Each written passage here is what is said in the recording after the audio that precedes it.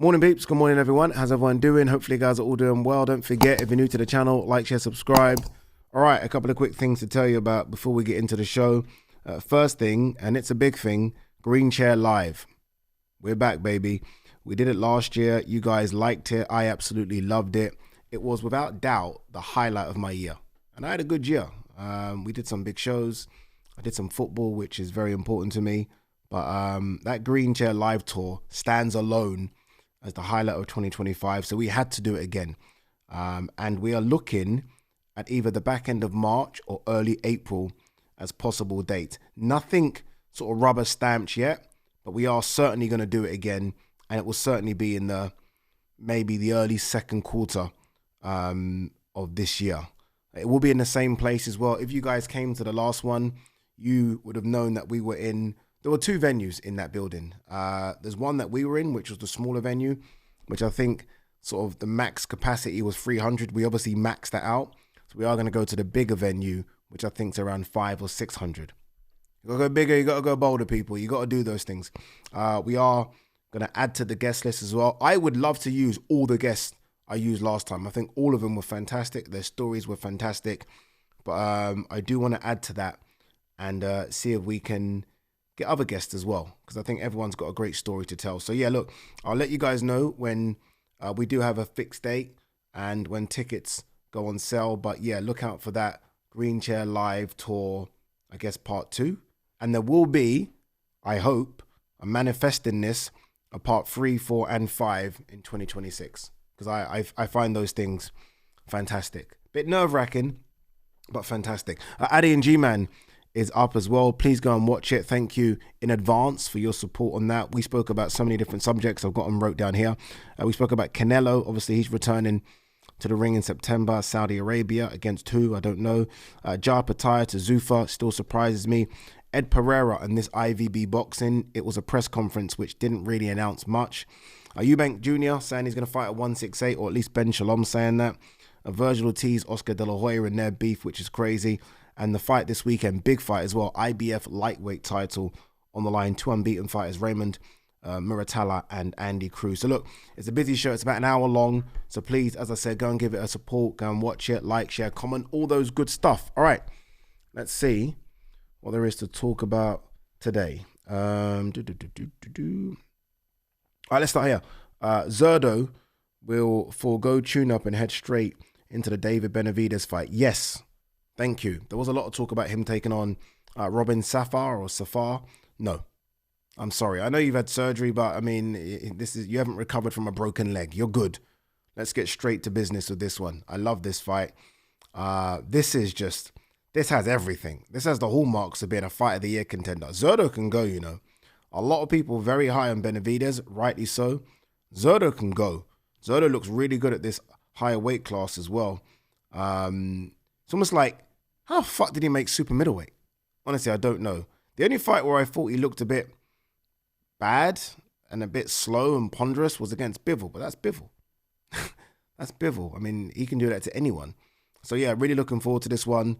I don't know what it means for the cruiserweight division, because I don't know if Benavidez wins. Does he just then say fuck it and go down and fight Bivol or Beterbiev, or does he stay around and fight Jarpataya, who's now signed to Zuffa? The winner has to fight Jai for me.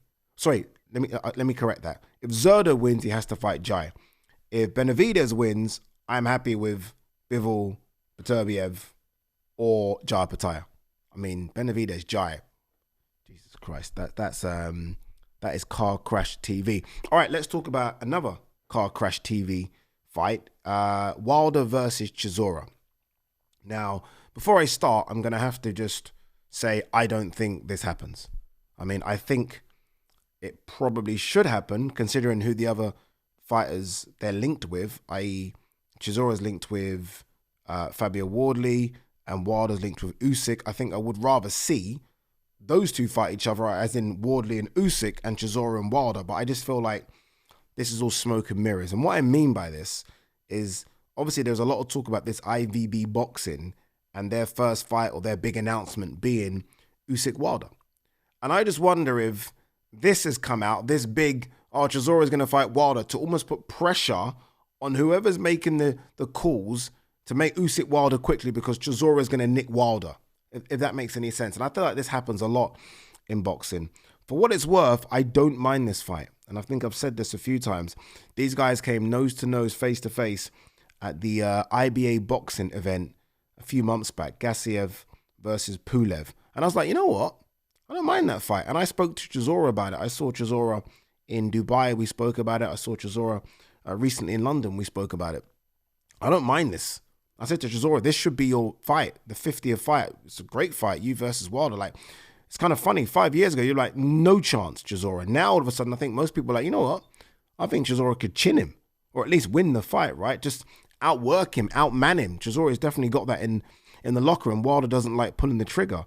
If you're Wilder, either fights, you're in a good position. Like if you're Wilder, I mean, you're going to make money from the Chisora fight because it's a big fight over here. It is. And you're going to make a lot of money from the Usyk fight. So I almost feel like this has been put out there by people to, again, push the IVB boxing guys to get that fight made. Because I have no doubt in my mind, and look, stand to be corrected, that press conference was to announce Usyk Wilder, and they just couldn't because that's not over the line yet. And I just wonder if this now, all of a sudden, all this coming out, all these media channels reporting this, is to kind of put the pressure on them to do it. If not, Wilder walks away and fights Chisora. There has been a lot of talk as well about Chisora versus Fabio Wardley, which again is a big fight. I know some people are very against it, but it is a big fight. It's a world title fight. Chisora has so much name value. Wardley's name value has gone up and up and up over the last couple of years. His fighting style is probably the most exciting in the heavyweight division when you think about it. Not saying it's the best. I'm saying it's the most exciting. When you watch a Wardley fight, you know you are fully entertained. And I think him versus Chisora could be very entertaining. So we wait to see what happens. But yeah, I'm calling no. Could be wrong here, but I'm calling no on Chisora versus Wilder. Again, I don't know though, because Boxing King Media, if you follow him on Twitter, I mean, they put out that there's going to be a press conference next week. And I'm like, well, 1 second. If there's going to be, am I the last to know? I mean, it's going to be on DAZN, right? I mean, it's going to be on DAZN. I mean, likely I'm involved. I actually messaged someone at DAZN. Let me see if anyone's got back to me. And I just literally said to them, Chisora Wilder, ? And they haven't come back to me. I don't know. Maybe there is something going on behind the scenes because there does need to be some fights announced. I feel like there's so many rumors about heavyweight fights. Oh, Dubois versus Zhang, this Caballero Coley, Usyk Wilder, nothing announced. Fury Akhmadaliev, literally no heavyweight fight from the top 10 guys announced. Bukoli. So there does need to be some sort of heavyweight announcement soon. And I think once one happens, there's almost going to be a domino effect. And okay, that means that person's available to fight that person now and that person, that person. But if you're Chisora, you're in a good position. If you're Wilder, you're in a good position. If you're Wardley, you're in a good position. All these fighters right now have the pick of the bunch, and all those fights seem to be big fights that generate quite a bit of revenue. What we got here? Oscar Valdez is promotional free agent, official says. What was Oscar Valdez's last fight? Navarrete? 1 second, have I just got that completely wrong? 1 sec. Very good fighter, Oscar Valdez. Gets hit a lot, but no, good fighter. Okay, last fight. Okay, Navarrete was 2024 when he got stopped. His last fight was against Richard Medina, unanimous decision. That was September 2025. Look, he's got a bit of a fan base. He's exciting. He's a former world champion. Let's be respectful. He's only had 3 defeats. And I mean, 2 of those at Navarrete, one's to Shakur Stevenson. I mean, come on. I mean, the guy's still very, very good. How old is he? How old is Oscar Valdez? I'm going to say 31. 35? Bloody hell. I remember, shit, time waits for no one.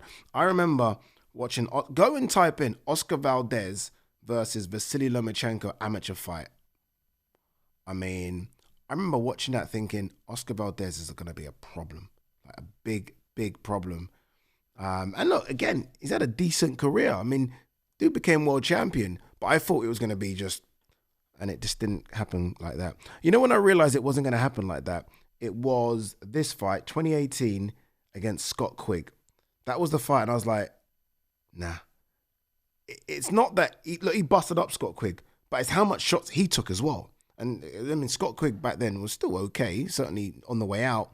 But it's how much I was thinking he gets hit a bit too much, like, and maybe that's just his style of fighting. But that's when I realized that he wasn't going to be the person I thought he was going to be. But still a good fighter. But at 35, yes, he might be a free agent. But if it was a bit younger than that, I just wonder if it's kind of gone. Brandon Adams moving forward with a nod to past greats. I don't know what that means, but what I will say about Brandon Adams is that I can't wait for that fight against Kevin Ajako. Fucking hell, that's going under the radar. That fight, I think, looked at for March, April. What a fight. And Kevin's taken a big step up. A big step up. But it is what it is. What can you do? I mean, Brandon Adams is a good fighter, man. I think we've seen this against Boychuk. Again, and it's not, boxing doesn't work like this, but you look at what Boychuk did to Ishmael Davis, and you look at the war that Ishmael Davis had with Kevin Ajako, and you look at Brandon Adams beating Boychuk. I know it's a bit like that, right? But levels. So this is a big step up for Kevin. If he wins, my God, like, he's there. He's right there. This must be a final eliminator. He's right there. If he loses, even if he loses in good fashion, he's still right there. You know what I mean? A loss doesn't mean you fall down the ladder. It depends how you lose. So look, good luck to him. Callum Smith versus David Morrell, a WBO interim title fight heads to purse, but I think I've spoken about this already. Just get this fight on. Just get this fight on. I think Callum Smith, it'd be interesting to see if Matchroom do make a big play for this, because I do think Callum Smith could do, it's not called the Echo anymore, is it? What's it called now? I can't remember what it's called. It's not called the Echo, but he could fill the old Echo Arena. And that's a big fight as well. That means he's one step away from another world title shot. Good fight that is. All right, guys, girls. Peace and love.